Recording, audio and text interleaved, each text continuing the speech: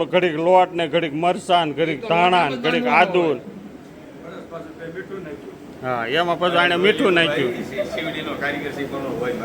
હા સીવીડી નો કારીગર છે પણ સીવીડી ની હીરાની ઘોડે બનાવે. હવે સોડા નાખે છે ને આ નકરો ગેસ વધારે છે.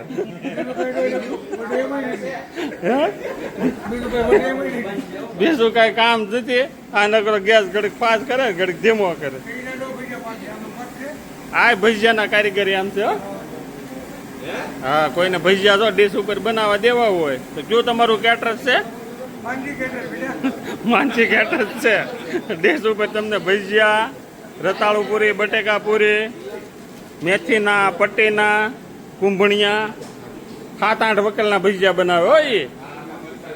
આખા મરસન, પાલકની પૂરી.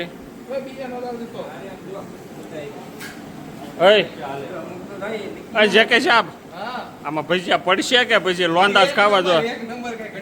હે